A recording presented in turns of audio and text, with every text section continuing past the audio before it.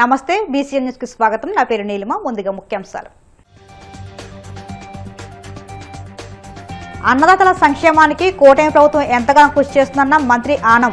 రైతన్నలకు అండగా ఉండి వారి సమస్యలను సకాలంలో పరిష్కరిస్తున్నామని స్పష్టీకరణ. కాగితాలపై రాసుకున్న ప్రతిపాదనలనే పెట్టుబడులుగా చూపించి ప్రజలను మభ్యపెట్టే కుట్ర చేస్తున్నారు. కూటమి ప్రభుత్వంపై మండిపడ్డ మాజీ మంత్రి కాకాణి. గ్రామాల్లో మౌలిక సదుపాయాలు కల్పించడమే పల్లె పండుగ లక్ష్యమన్న ఎమ్మెల్యే అంజిబాబు. భీమవరం మండలంలో పలు గ్రామాల్లో 1,50,00,000తో అభివృద్ధి పనులకు శంకుస్థాపన. కేసీఆర్ మాటలతోనే చంద్రబాబు బనకచల్ల ప్రతిపాదన చేశారన్న సీఎం రేవంత్ రెడ్డి. తెలంగాణ ప్రయోజనాలకు భిన్నంగా తాను ఎప్పటికీ వ్యవహరించనని వెల్లడి. జగన్మోహన్ రెడ్డిపై మంత్రి ఆనం రామనారాయణ రెడ్డి తీవ్ర ఆగ్రహం వ్యక్తం చేశారు. గత వైసీపీ ప్రభుత్వం రైతులకు ద్రోహం చేసేలా ల్యాండ్ టైటిలింగ్ యాక్ట్ తీసుకొచ్చిందని ధ్వజమెత్తారు. ఈ యాక్ట్తో రైతులు ఎంతో నష్టపోయారని ఆవేదన వ్యక్తం చేశారు. కూటమి ప్రభుత్వం అధికారంలోకి రాగానే రైతు ప్రయోజనాల దృష్ట్యా ల్యాండ్ టైటిలింగ్ యాక్ట్ను ముఖ్యమంత్రి చంద్రబాబు రద్దు చేశారని ప్రస్తావించారు. నెల్లూరు జిల్లాలోని ఏఎస్పేట మండలం హసనాపురంలో రాజముద్రలో ముద్రించిన పట్టదారు పాస్ పుస్తకాలను ఆయన రైతులకు పంపిణీ చేశారు. ఈ సందర్భంగా మంత్రి ఆనం మాట్లాడుతూ అన్నదాతల సంక్షేమానికి తమ ప్రభుత్వం ఎంతగానో కృషి చేస్తుందని చెప్పుకొచ్చారు. తమ ప్రభుత్వం రైతన్నలకు అండగా ఉండి వారి సమస్యలను సకాలంలో పరిష్కరిస్తున్నామని పేర్కొన్నారు.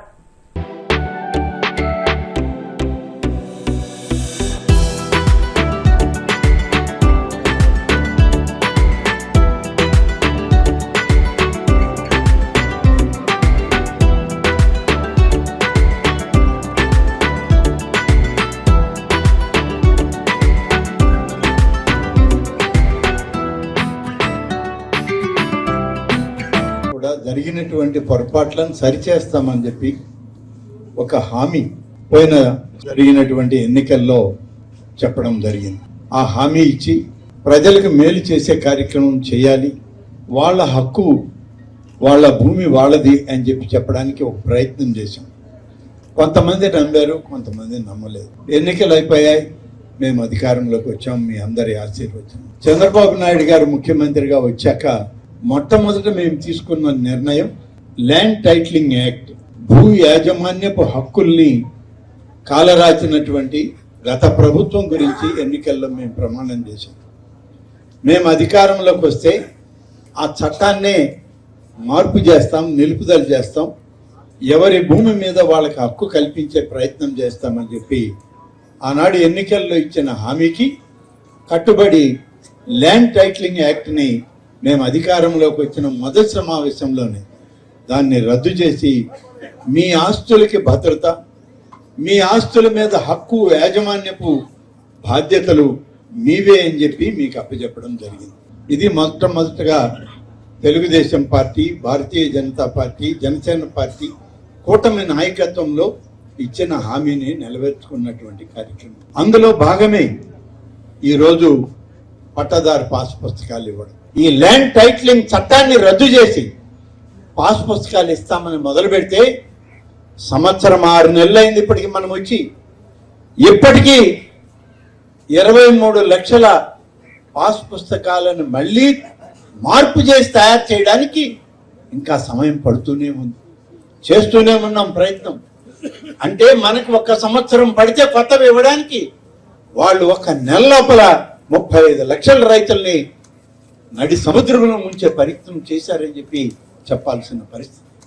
అంత దారుణంగా రైతుల యొక్క ప్రయోజనాలని దెబ్బతీశారు, రైతు కుటుంబాలని అన్యాయం చేసేటువంటి ప్రయత్నం చేశారు. 23 లక్షల మందికి ఈ పాస్ పుస్తకాలని మార్పు చేశారని మన దగ్గర సమాచారం ఉంటే, ఇంకొక 12 లక్షలు ఇవ్వడానికి తయారు చేసి ఇవ్వకుండా ఆపేసిన పుస్తకాలు ఉంటే మొత్తం 35 లక్షల గురించి రీసర్వే స్టార్ట్ చేశాం. మనం వచ్చిన రోజు నుంచి ప్రయత్నం చేస్తున్నాం. ఆ విధంగా చేస్తూ వస్తే దాదాపు నిన్నటి నుంచి 9వ తారీఖు వరకు కొత్త పాస్ పుస్తకాలు ఇవ్వడానికి ఒక తేదీని ఖరారు చేసి ఇవ్వడం జరుగుతూ ఉంది. నెల్లూరు జిల్లాలో 235 గ్రామాలు ఉన్నాయి. మొత్తం మీద రాష్ట్రంలో 7,200 గ్రామాలు, 23 లక్షల మంది రైతులు. మన జిల్లాలో 36 మండలాలు 235 గ్రామాల్లో 1,05,620 కుటుంబాలు రైతు కుటుంబాలని రోజున మొదలుపెట్టినటువంటి ఈ రైతు వారి పాస్ పుస్తకాలు ఇవ్వడం డిసెంబర్ 31 వరకు సమయం పెట్టాం. ఇప్పుడు కూడా పాస్ పుస్తకాలు మీకు వచ్చేటప్పుడు ఏమైనా కొంచెం అందులో మీకు అనుమానం ఉంటే, తేడా ఉంటే, అయ్యా నా ఆధార్ కార్డు నెంబర్ తేడా పడింది, లేకుంటే నా ఫోన్ నెంబర్ తేడా పడింది, నా కులం తేడా పడిందని మీరు ఇప్పుడు చెప్పినా కొత్త పాస్బుక్ మళ్ళీ మార్చి వెంటనే ఇవ్వడానికి రాష్ట్ర ప్రభుత్వం సిద్ధంగా ఉంది అని చెప్పి నేను మీకు మనం చేస్తాను. ఇది ఇవాళ ప్రభుత్వం యొక్క చిత్తశుద్ధి, ఇది ఈ ప్రభుత్వం యొక్క నిబద్ధత, నిజాయితీ.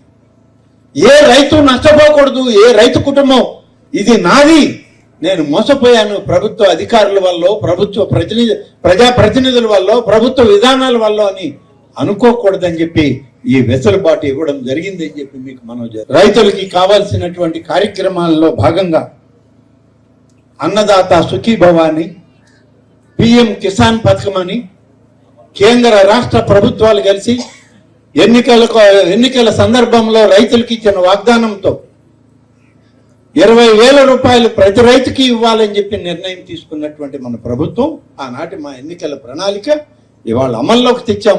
2 విడతలు రైతులకి డబ్బు విడుదల చేయడం జరిగింది బ్యాంక్ అకౌంట్లకి. 3వ విడత విడుదల చేయడానికి ఇవాళ ఈ నెలలో ఆ కార్యక్రమం కూడా చేయడానికి ప్రభుత్వం సిద్ధంగా ఉంది. రాష్ట్ర ప్రజలకు కనీస సమాచారం ఇవ్వకుండా సీఎం చంద్రబాబు, ఆయన కుమారుడు లోకేష్లు రహస్యంగా విదేశీ పర్యటనలకు వెళ్లడంపై మాజీ మంత్రి కాకాని గోవర్ధన్ రెడ్డి తీవ్ర ఆగ్రహం వ్యక్తం చేశారు. తండ్రి కొడుకుల రహస్య పర్యటనలపై ప్రజలు ఆగ్రహం వ్యక్తం చేస్తుంటే దాని నుంచి దృష్టి మార్చడానికి మరలా డైవర్షన్ పాలిటిక్స్ కు తెరతీస్తారని మండిపడ్డారు. ఇందులో భాగంగానే ఫోర్స్ పెట్టుబడుల పేరుతో తండ్రి కొడుకుల కట్టుకథలు ప్రచారం చేస్తూ కాగితాలపై రాసుకున్న ప్రతిపాదనలనే పెట్టుబడులుగా చూపించి ప్రజలను మభ్యపెట్టే కుట్ర చేస్తున్నారు ధ్వజమెత్తారు. వారం రోజుల నుంచి లోకేష్ ఎక్కడికి వెళ్ళాడో కనపడటంలే. 4-5 రోజుల నుంచి చంద్రబాబు నాయుడు కూడా అదృశ్యమయ్యాడు. కాబట్టి మీరు ఎక్కడున్నారో అని చెప్పి రాష్ట్ర ప్రజలు అడుగుతుంటే, ప్రశ్నిస్తుంటే మీరు ఎక్కడున్నారో కూడా చెప్పకుండా, చెప్పడానికి వీలు లేనటువంటి, చెప్పుకోలేనటువంటి ప్రదేశంలో మీరేమన్నా ఉన్నారా? కాబట్టి ఎక్కడున్నారో అనేటువంటిది కూడా మీరిద్దరూ చెప్పకపోవడం అనేటువంటిది సరైనటువంటి పద్ధతి కాదు. మీరు సరే మాకు సరే మిగతా వాళ్ళకి చెప్పకపోయినా మాకు ఈరోజు కొన్ని కథనాలు చూస్తే అనిపించింది మీకున్నటువంటి అనుకూల మీడియాకు కూడా మీరు చెప్పినటువంటి పరిస్థితి లేదు. మామూలుగా అయితే చంద్రబాబు, లోకేష్ అయితే మేము అడగం. ఒక ఆయన ముఖ్యమంత్రి, ఒక ఆయన మంత్రి, మీరిద్దరూ ఒక బాధ్యతాయుతమైనటువంటి పదవులు నిర్వహించేటువంటి పరిస్థితుల్లో ప్రజలకు జవాబుదారీతనంగా వ్యవహరించాల్సినటువంటి మీరు ఈరోజు బాధ్యత రాహిత్యంగా రహస్యంగా టూర్లు చేసుకుంటూ ఏ దేశాల్లో ఉన్నారో కూడా కనీసం చెప్పకుండా ప్రజలను డైవర్ట్ చేయడానికి ట్వీట్లు చేయడం అనేటువంటిది ఎటువంటి సాంప్రదాయము? మీరు ఎటువంటి పరిపాలన గురించి ఈరోజు మీరు పరిపాలన గురించి, పారదర్శకత గురించి అసలు మాట్లాడే అర్హత, హక్కు మీకుందా? మీరు ఎక్కడున్నారో తెలియకుండా రహస్య ప్రదేశాలకు వెళ్ళి గతంలో మా నాయకుడు పాపను వాళ్ళ కుమార్తెను చూడడానికి వెళ్తే అబ్బా కొడుకులు చేసినటువంటి హంగామా అంతా ఇంత కాదు. చంద్రబాబు, లోకేష్ రకరకాలైనటువంటివి, మీకు అనుకూలమైనటువంటి మీడియా అయితే రకరకాల కథనాలను వండి వార్చేసింది.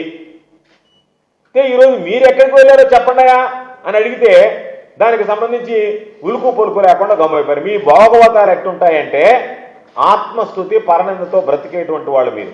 అందుకనే ఎదుటి వాళ్ళని విమర్శిస్తారు తప్ప ఆ ఎదుటి వాళ్ళని విమర్శించిన ఆ నోటితోనే మిమ్మల్ని మీరు ప్రశ్నించుకుంటే, మీ మనస్సాక్షిని మీరు అడిగితే మీరు చేసేటువంటి తప్ప ఒప్పు అనేటువంటిది మీకే అర్థమయ్యేటువంటి పరిస్థితి.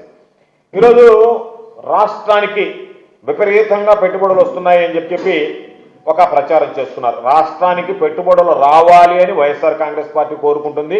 ఈ రాష్ట్రానికి పెట్టుబడి రావాలి, ఈ రాష్ట్రం అభివృద్ధి చెందాలి, రాష్ట్రంలో ఉండేటువంటి ఉద్యోగ ఉపాధి అవకాశాలు, పాప నిరుద్యోగ యువతకి ఉద్యోగ ఉపాధి అవకాశాలు రావాలని చెప్పి కోరుకుంటాం. దాంట్లో ఏమీ సందేహం లేదు. అయితే మీరు చెప్పేటువంటి మాటలకి, జరిగేటువంటి తంతుకి ఏమాత్రం పొంతం లేకుండా పోవడమే ఇక్కడ ప్రధానంగా ప్రతి ఒక్కరిని కూడా బాధించేటువంటి విషయం. ఈరోజు ఫోర్బ్స్ పత్రిక ఏం రాసింది దాని గురించి చాలామంది చదవలేరు. దాన్ని ఎవరు రాయించారో ఏందనేటువంటిది ప్రజలకు తెలియదు. ఆ స్టోరీని పట్టుకొని మీరు నా రకాలుగా ఏదో బ్రహ్మాండంగా ఉన్నట్టుగా ప్రచారం చేసుకుంటున్నారు. ఈరోజు వాస్తవంగా రాసింది ఏంది?